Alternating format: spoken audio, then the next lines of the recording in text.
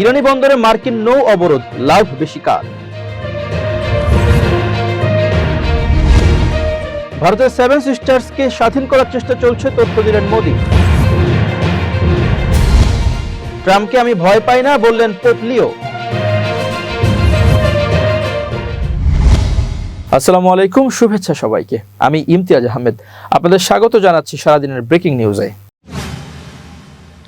শুরুতেই ইরান যুক্তরাষ্ট্র যুদ্ধ পরিস্থিতির খবর।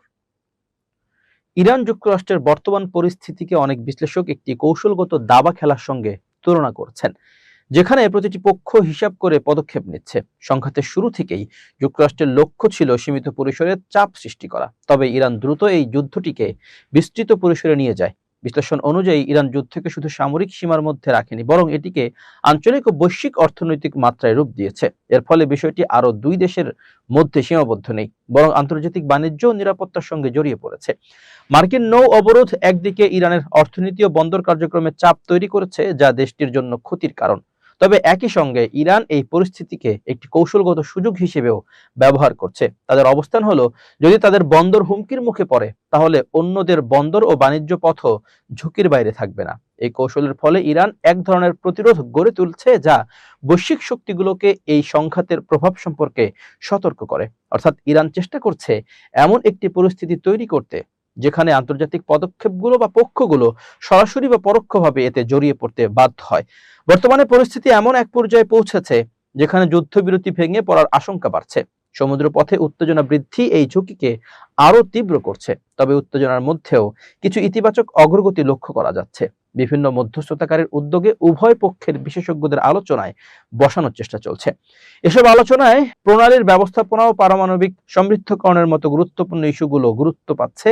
সব মিলিয়ে মার্কিন নৌ অবরোধে ইরানের জন্য একদিকে চাপ ও ক্ষতির কারণ হলেও অন্যদিকে এটি দেশটির কৌশলগত অবস্থানকে নতুনভাবে গঠনের সুযোগও তৈরি করছে। ভারতের চিকেন নেক নামে পরিচিত শিলিগুড়ি করিডোর নিয়ে উদ্বেগ প্রকাশ করেছেন দেশটির প্রধানমন্ত্রী নরেন্দ্র মোদী। শিলিগুড়িতে নির্বাচনী প্রচারণায় গিয়ে তিনি দাবি করেন, এই গুরুত্বপূর্ণ করিডোরকে আলাদা করার মাধ্যমে সেভেন সিস্টার্সকে স্বাধীন করার চেষ্টা করছে কিছু টুকরো টুকরো গ্যাং, যার পেছনে পশ্চিমবঙ্গ সরকারের তোষণের রাজনীতি কাজ করছে। শিলিগুড়ির কাউয়াখালীতে এক জনসভায় মোদী বলেন, শিলিগুড়ি করিডোর ভারতের জাতীয় নিরাপত্তার জন্য অত্যন্ত গুরুত্বপূর্ণ। তার অভিযোগ, ভোট ব্যাংক রাজনীতির কারণে পশ্চিমবঙ্গ সরকার এ বিষয়ে নরম অবস্থান নিয়েছে। তিনি আরো বলেন, গোটা দেশ একটি টুকরো টুকরো গ্যাং সক্রিয় রয়েছে। এই গ্যাং শিলিগুড়ি করিডোরকে দেশ থেকে বিচ্ছিন্ন করার হুমকি দিচ্ছে। তোষণের রাজনীতির কারণে তৃণমূল সরকার এসব গোষ্ঠীকে নানা পর্যায়ে সমর্থন দিচ্ছে। মোদী দাবি করেন, রাজ্য সরকারের সাম্প্রতিক বাজেটে মাদ্রাসা উন্নয়নে প্রায় ৬,০০০ কোটি রুপি বরাদ্দ দেওয়া হয়েছে, কিন্তু উত্তরবঙ্গের উন্নয়নে যথেষ্ট অর্থ রাখা হয়নি। এদিকে মোদীর বক্তব্যের পাল্টা জবাবে পশ্চিমবঙ্গের মুখ্যমন্ত্রী মমতা ব্যানার্জি বিজেপিকে তীব্র সমালোচনা করে বলেন, যারা বাংলা বিরোধী তাদের একটি ভোটও দেওয়া উচিত নয়। তিনি অভিযোগ করেন, বিজেপির বাংলায় এসে ভোট চাওয়ার কোনো নৈতিক অধিকার নেই। মমতা আরো বলেন, ২০২৪ সালের লোকসভা নির্বাচনের ভোটার তালিকায় ভোট করে নরেন্দ্র মোদী প্রধানমন্ত্রী হয়েছেন, তাই আগে তার পদত্যাগ করা উচিত। একই সঙ্গে তিনি কেন্দ্রীয় স্বরাষ্ট্রমন্ত্রীকেও পদত্যাগের আহ্বান জানান। আগামী ২৩ এপ্রিল থেকে ২৯ এপ্রিল পর্যন্ত পশ্চিমবঙ্গের বিধানসভা নির্বাচন অনুষ্ঠিত হবে, আর ৪ মে ঘোষণা করা হবে নির্বাচনের ফলাফল। মার্কিন প্রেসিডেন্ট ডোনাল্ড ট্রাম্পের তীব্র সমালোচনার মুখেও নিজের অবস্থানে অনড় থাকার কথা জানিয়েছেন পোপ লিও। তিনি স্পষ্ট করে জানান, তিনি ট্রাম্প প্রশাসনকে ভয় পান না এবং বিশ্বে শান্তির বার্তা প্রচার অব্যাহত রাখবেন। ইরান যুদ্ধ নিয়ে পোপের অবস্থানের জেরে সম্প্রতি সামাজিক যোগাযোগ মাধ্যমে তাকে কড়া ভাষায় আক্রমণ করেন ট্রাম্প। তিনি পোপকে অপরাধ বিষয়ে দুর্বল ও পররাষ্ট্রনীতিতে ব্যর্থ বলে মন্তব্য করেন। পরে সাংবাদিকদেরও জানান, তিনি পোপের কাজ নিয়ে সন্তুষ্ট নন এবং তাকে বিশেষ পছন্দ করেন না। এ প্রসঙ্গে আলজেরিয়াগামী বিমানের সাংবাদিকদের সঙ্গে আলাপকালে পোপ লিও বলেন, আমি কোনো রাজনৈতিক বিতর্কে জড়াতে চাই না, তবে শান্তি, মানবতা ও ন্যায় বিচারের পক্ষে কথা বলা আমার দায়িত্ব।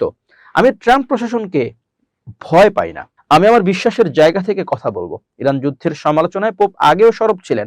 ট্রাম্পের ইরানের সভ্যতা ধ্বংস হয়ে যেতে পারে ধরনের বক্তব্যকে তিনি অগ্রহণযোগ্য বলে আখ্যা দেন এবং সংঘাত নিরসনে বিকল্প পথ খোঁজার আহ্বান জানান।